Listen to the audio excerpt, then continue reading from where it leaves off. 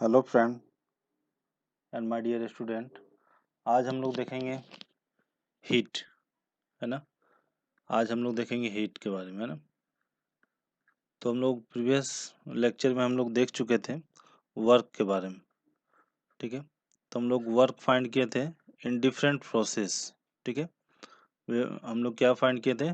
Work in different process, ठीक है। तो यहाँ पे हम लोग जो सिस्टम था, एक आपका क्लोज सिस्टम और दूसरा है मेरा ओपन सिस्टम, ठीक है। दोनों पे ही हम लोग क्या फाइंड किए थे? वर्क, ठीक है। तो हम लोग क्लोज सिस्टम पे हम लोग और वो ओपन सिस्टम पे, दोनों पे हम लोग क्या फाइंड किए थे? डिफरेंट प्रोसेस पे हम लोग वर्क फाइंड कर चुके थे, है ना।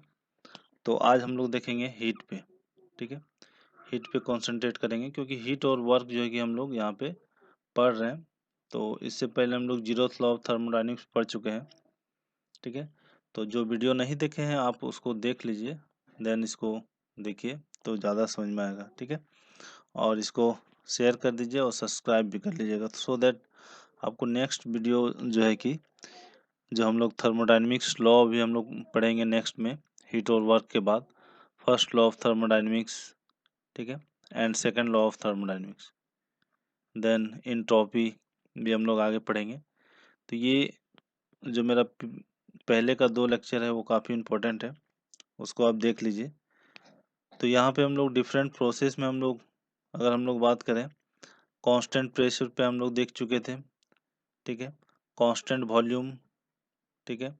Constant temperature and adiabatic and polytropic, सारे प्रोसेस पे हम लोग वर्क देख चुके थे for close system as well as open system, ठीक है।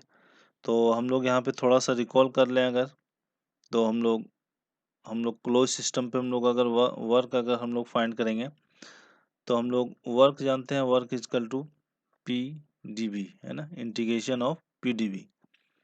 तो हम लोग यहाँ पे, ये मेरा जनरल इक्वेशन है फॉर वर्क, है ना। एंड ओपन सिस्टम के लिए मेरा क्या है?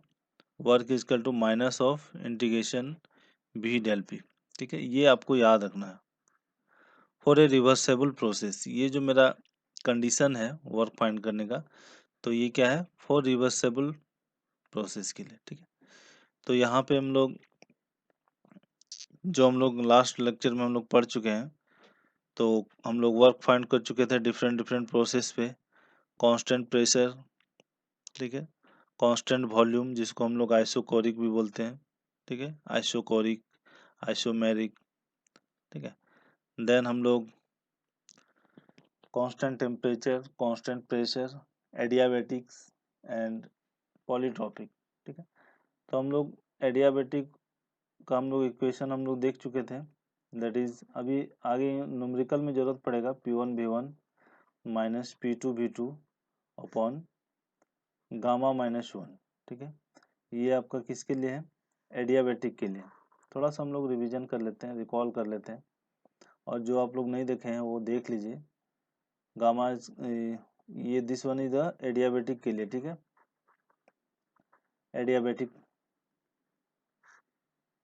Adiabatic work for close system, ठीक है, फॉर क्लोज सिस्टम, ठीक है। Then polytropic work for close system क्या था? P1 V1 minus P2 V2। तो यहाँ पे गामा के जगह पे क्या चेंज हो जाएगा? n, ठीक है। जो मेरा इंडेक्स है वो पॉलीट्रॉपिक इंडेक्स हम लोग बोलते हैं इसको, n को, और इसको गामा को हम लोग क्या बोलते हैं? एडियाबेटिक इंडेक्स, ठीक है। तो ये किसके लिए हो गया? ये क्लोज्ड के लिए होगा, ठीक है। तो ये आपको याद रखना है। तो अगर हम लोग ओपन के लिए हम लोग क्या पढ़े थे? वर्क फॉर ओपन, तो ये P1 V1 minus P2 V2 upon gamma minus 1, ठीक है। तो ये तो आपका क्लोज्ड के लिए ही है, लेकिन अगर हम लोग यहाँ पे गामा से मल्टीप्लाई कर देंगे तो ये क्या हो जाएगा? For open system. सिमिलरली यहाँ पे पॉलीट्रॉपिक के लिए हम लोग देखे थे, फॉर ओपन सिस्टम के लिए तो हम लोग क्या देखे थे? P1 V1 minus P2 V2 upon n minus 1। तो ये जो मेरा है वो किसके लिए है? ओपन के लिए। और अगर हम लोग n से मल्टीप्लाई कर देंगे n टाइम्स कर देंगे तो ये क्या हो जाएगा, ओपन सिस्टम के लिए ये पॉलीट्रॉपिक वर्क। ठीक है, देन हम लोग टी कांस्टेंट वाला इम्पोर्टेंट था आइसोथर्मल के लिए। अगर हम लोग वर्क का बात करें तो क्या था, P1V1 ln V2 upon V1, ये हम लोग देख चुके थे, डेरिवेशन भी देख चुके थे। जिसका डेरिवेशन इंपॉर्टेंट था हम लोग बता दिए थे। ये किसके लिए था, क्लोज सिस्टम के लिए। ठीक है, और हम बताए थे क्लोज्ड और ओपन सिस्टम के लिए आपका क्या था, दोनों ही मेरा सेम था। ठीक है, P1V1 ln V2 अपन V1, और इसको हम लोग अदर फॉर्मेट में भी हम लोग मतलब याद रखना है, P1V1 ln P1 upon P2। ठीक है, देन और फॉर्मेट, ये सब सारा फॉर्मेट इसलिए हम लोग देख लेते हैं क्योंकि न्यूमेरिकल में आपका क्या गिवन है उसके अकॉर्डिंग के हम लोग यहाँ पे फाइंड करेंगे। ठीक है, तो यहाँ पे W इजकल टू P1V1 की जगह पे हम लोग लिख सकते हैं MRT ln V2 upon V1। ठीक है, V2 upon V1, P1 upon P2। अब ये न्यूमेरिकल्स के अकॉर्डिंग हम लोग यहाँ पे ये डाटा पुट करेंगे।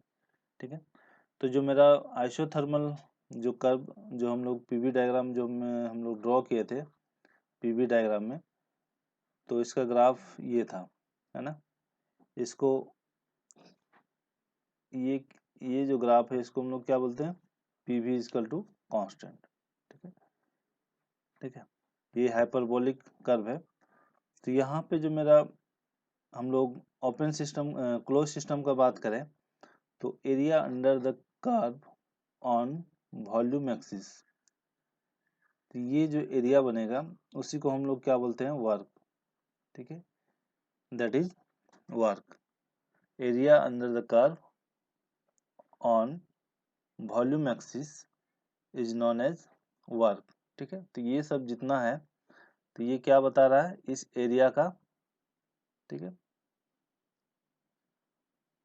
को बता रहा है। तो ये इक्वेशन है। सिमिलरली अगर हम लोग कांस्टेंट प्रेशर पे अगर हम लोग बात करें पीवी पे, तो ये मेरा कांस्टेंट प्रेशर है फॉर प्रोसेस 1 to 2। ठीक है, तो यहाँ पे जो मेरा एरिया अंडर द कर्व होगा तो ये मेरा एरिया होगा। ठीक है, तो ये V1 हो जाएगा, ये 0.2 के रिस्पेक्ट में V2 हो जाएगा, और ये जो मेरा हो जाएगा ये P1 इजकल टू P2, क्योंकि ये मेरा क्या है, प्रेशर कांस्टेंट। ठीक है, तो यहाँ पे हम लोग वर्क फाइंड किए थे, क्या आया था, वर्क इजकल टू P/dV। ठीक है, तो यहाँ पे जो मेरा P जो मेरा है कांस्टेंट है, और ये डेल भी मेरा क्या हो जाएगा, that is P into V2 minus V1। ठीक है, तो हम लोग यहाँ पे लिख सकते हैं work equal to P V2 minus V1। ठीक है, तो ये मेरा वर्क हो गया। तो ये जो वर्क आया मेरा, तो ये क्या आया, एरिया अंडर द कर्व, ये एरिया का ये एरिया आया है ना, area under the curve this on volume axis हम लोग बोल सकते हैं। ठीक है, तो अगर हम लोग इन जनरल हम लोग जानते हैं एरिया जो मेरा होता है वो क्या होता है, L into length length into width, है ना। तो ये मेरा कितना है, ये मेरा P1 या P2 के बराबर है, जिसको हम लोग P बोल रहे हैं। ठीक है, और ये मेरा कितना है, that means V2 minus V1, तो हम लोग बोल सकते हैं V2 माइनस V1। तो यही आ रहा है मेरा एरिया, है ना। तो हम लोग यहाँ से समझ लिए, तो हम लोग समझ लिए कांस्टेंट प्रेशर पे हम लोग समझ लिए। सिमिलरली हम लोग कांस्टेंट वॉल्यूम का अगर हम लोग बात कर ले यहाँ पे इस जगह पे P V, है ना। तो कांस्टेंट वॉल्यूम का ग्राफ क्या होगा, ये वॉल्यूम एक्सिस पे मेरा क्या होगा, ये परपेंडिकुलर होगा। दैट मीन्स ये रिप्रेजेंट कर रहा है वॉल्यूम कांस्टेंट का। दैट मीन्स यहाँ पे V1 इजकल टू V2 है ना। तो यहाँ पे जो area under the curve on volume axis क्या हो जाएगा, डेल भी मेरा क्या हो जाएगा, 0। ऐसे भी हम लोग बोल सकते हैं डेल भी 0, और एरिया भी क्या हो जाएगा, जीरो, जिसको हम लोग एरिया, जो मेरा टोटल एरिया होता है उसी को तो हम लोग वर्क बोल रहे हैं ना। तो यहाँ पे वॉल्यूम भी इसके अकॉर्डिंग जीरो है और एरिया के अकॉर्डिंग। तो यहाँ पे अगर हम लोग बात करें कांस्टेंट वॉल्यूम प्रोसेस के लिए वर्क, तो क्या हो जाता है, वो जीरो हो जाता है फॉर क्लोज सिस्टम में। ठीक है, तो हम लोग सिमिलरली ओपन सिस्टम के लिए भी हम लोग देख चुके थे। ठीक है, तो हम लोग आज देखेंगे हम लोग हीट, है ना। तो हीट हम लोग क्या बोलते हैं, हीट एक एनर्जी है। ठीक है, the energy transfer due to, हम लोग बोल सकते हैं the energy transfer due to temperature difference, due to temperature difference. ठीक है, is known as heat transfer, हम लोग इसको हम लोग बोल सकते हैं is known as heat transfer. ठीक है, ठीक है, तो यहाँ पे हम लोग, अगर हम लोग फार्मूला लिखें Q इजकल टू, तो हम लोग यहाँ पे एम सी डेल टी, है ना। दैट मीन्स जो मेरा हीट होगा वो किस पे डिपेंड है, heat is depend on mass as well as temperature difference. ठीक है, where C is equal to constant, C मेरा क्या है, कांस्टेंट है। इसको हम लोग क्या बोलते हैं, स्पेसिफिक हीट। ठीक है, सी को हम लोग क्या बोलते हैं, स्पेसिफिक हीट। तो आपको ये फॉर्मूला जो है कि आपको याद रखना है, हीट। ठीक है, तो स्पेसिफिक हीट को अगर हम लोग यहाँ पे थोड़ा सा डिफिनेशन देख लें, तो हम लोग बोल सकते हैं it is the amount of heat required to raise a temperature. ठीक है, a temperature of unit mass, ठीक है, यूनिट मास ऑफ substance। ठीक है, और हम लोग बोल सकते हैं इसको थ्रो यूनिट टेम्परेचर। ठीक है, unit temperature, that means it is the amount of heat required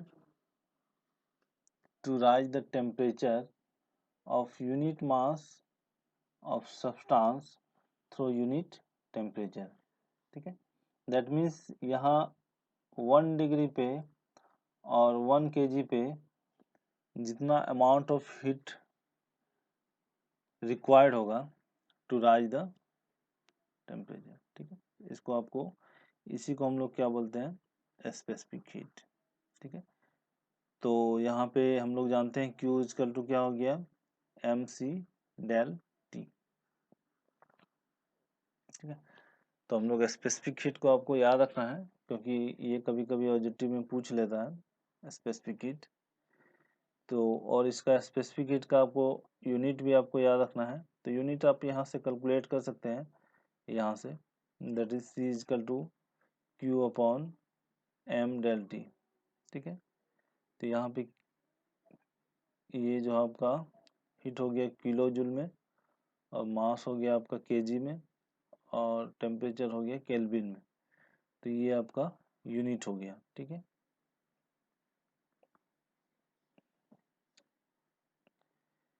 तो हम लोग नेक्स्ट में हम लोग जो एक डेरिवेशन, अच्छा डेरिवेशन से पहले हम लोग एक चीज हम लोग देख लेते हैं, फर्स्ट लॉ ऑफ थर्मोडायनेमिक्स। ठीक है, आज हम लोग ये भी देख लेंगे फर्स्ट लॉ ऑफ थर्मोडायनेमिक्स। ठीक है, जो बहुत ही इंपॉर्टेंट है, फर्स्ट लॉ ऑफ थर्मोडायनेमिक्स। ठीक है,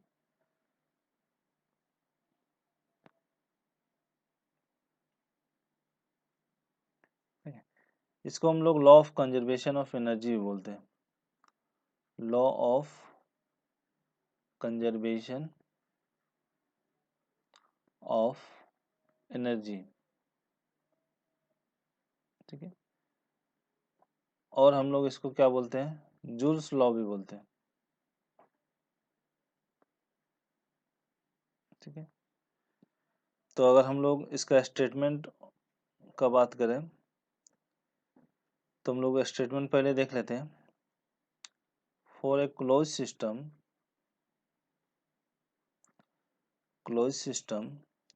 undergoing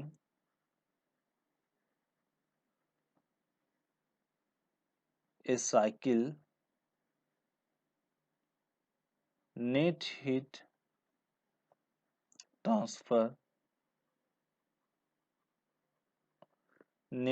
transfer is equal to net work transfer। ठीक है, तो यहाँ पे अगर हम लोग मैथमेटिकली देखें, that means it is the summation of, net means क्या, summation of all the heat is equal to summation of net work, है ना।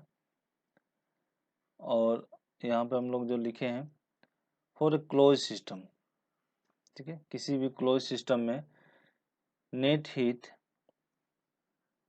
Transfer is equal to net work, है ना। तो ये जो मेरा फर्स्ट लॉ ऑफ थर्मोडायनेमिक्स है, तो ये only applicable for a cycle, है ना। यहाँ पे हम लोग क्या लिख ले, नोट करके लिख लीजिए, this application is only for a cycle, है ना। दैट मीन्स ये एक प्रोसेस हो गया, तो प्रोसेस में एप्लीकेबल नहीं है, ठीक है। देन सेकंड 2 से 1, तो ये दो प्रोसेस मिलके मेरा क्या हो गया, एक कंप्लीट साइकिल हो गया। कंप्लीट साइकिल के लिए एटलीस्ट आपको क्या चाहिए, दो प्रोसेस चाहिए, मोर देन मिनिमम, बाद में कि आपका प्रोसेस 2 हो सकता है, 3 हो सकता है, 4 हो सकता है, मोर देन, है ना। मिनिमम आपका रिक्वायरमेंट 2 है, ठीक है। तो इसको हम लोग क्या बोलेंगे, एक कंप्लीट साइकिल। तो इस साइकिल में क्या होगा, जितना अमाउंट ऑफ हीट इनपुट होगा, दैट मीन्स समेशन, है ना, हीट इनपुट और आउटपुट जो भी होगा, उसको हम लोग, अगर हीट, सपोज अगर यहाँ पे हीट इन हो रहा है और यहाँ पे हीट आउट हो रहा है, ठीक है। सिमिलरली यहाँ पे क्या हो रहा है, वर्क इन हो रहा है और ये वर्क आउट हो रहा है। तो हम लोग जो जानते हैं, तो हीट जितना भी यहाँ से हम लोग साइन कन्वेंशन हम लोग देख चुके हैं। साइन कन्वेंशन में क्या होता था, जो मेरा हीट रिजेक्ट होगा, मतलब सिस्टम से बाहर जाएगा, उसको हम लोग क्या लेते थे, माइनस, ठीक है, माइनस साइन। हीट रिजेक्शन क्या हो जाएगा, वो नेगेटिव साइन, ठीक है। अगर सिस्टम से, ये सिस्टम है, अगर ये सिस्टम से बाहर जा रहा है, ये Q1 है और ये मेरा क्या है, Q2 है, और एक टर्म है मेरा Q3 है। तो हम लोग यहाँ पे समेशन बोल सकते हैं, क्या हो रहा है, Q1 मेरा क्या हो रहा है, रिजेक्ट हो रहा है, that means minus of Q1 plus of Q2 plus Q3, ठीक है। सिमिलरली अगर हम लोग इसमें वर्क दे रहे हैं W1 और ये वर्क आउट हो रहा है W2, ठीक है, दो ही वर्क ले रहे हैं, तो यहाँ पे हम लोग बोल सकते हैं, जो मेरा वर्क जो होता है, अगर वो आउटपुट दे सिस्टम, तो उसको हम लोग क्या लेते हैं, पॉजिटिव। तो यहाँ पे आउटपुट कौन हो रहा है, W2, और W1 क्या हो जाएगा, माइनस। तो ये मेरा summation of heat is equal to summation of work हुआ। That means summation of heat is equal to summation of work, ठीक है। तो यही है मेरा फर्स्ट लॉ ऑफ थर्मोडायनेमिक्स, ठीक है। That means net heat supply, इसको हम लोग ऐसे भी लिख सकते हैं, इंटीग्रेट, ये आपका क्या है, समेशन, ठीक है। Net heat supply is equal to net work, that means summation of heat is equal to summation of work output for a close system, not a process. ठीक है, तो हम लोग इसका कुछ कुछ एप्लीकेशन देखेंगे और इसका इफेक्ट देखेंगे जो कि काफ़ी इम्पोर्टेंट है। ठीक है, तो ये जो एप्लीकेशन है वो क्या है, कंजर्वेशन ऑफ हीट ट्रांसफर पे भी हम लोग बोल सकते हैं। ठीक है, ठीक है, तो यहाँ पे नोट करके लिख लीजिए, ये इसको हम लोग कंजर्वेशन ऑफ हीट ट्रांसफर। ठीक है, और हम लोग यहाँ पे दिस लॉ को हम लोग क्या बोल सकते हैं, लॉ ऑफ कंजर्वेशन। ठीक है, तो यहाँ पे मैंने दो मेथड से पढ़ाया। पहले का वीडियो में क्या था कि पहले मैं नोट्स लिख लेता था फिर उसको एक्सप्लेन करता था। तो इस वीडियो में मैंने क्या किया है, साथ ही साथ नोट्स में लिख रहा हूँ और उसको एक्सप्लेन कर रहा हूँ। तो कौन सा वीडियो ज़्यादा बेटर है, तो आपको बताना है, सजेशन देना है कमेंट पे, है ना। पहले का मेथड या फिर अभी का मेथड, मैं साथ ही साथ लिखूं और आपको समझाऊं। तो इसमें ये थोड़ा टाइम टेकिंग हो जाता है, इसलिए मैंने पहले का वीडियो जो था उसमें मैंने पहले लिख के रखता था नोट्स, देन उसको एक्सप्लेन करता था।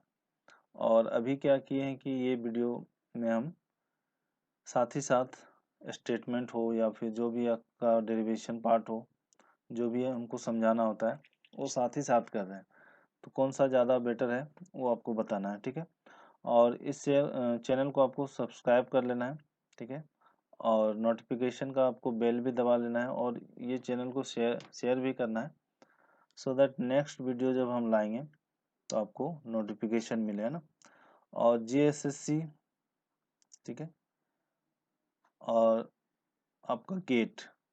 ठीक है, तो गेट के लिए भी आपको ये थ्योरी पार्ट आपको कंप्लीट करना है। थ्योरी पार्ट जैसे ही कंप्लीट होगा फिर हम लोग न्यूमेरिकल लाएंगे, है ना। गेट बेसिस पे हम लोग गेट का क्वेश्चन सॉल्व करेंगे। और जीएसएससी के लिए हम लोग क्या करेंगे, प्रीवियस ईयर का एसएससी जेई को आपको जेई का जितना ऑब्जेक्टिव क्वेश्चन है उसको सारा सॉल्व करेंगे हम लोग।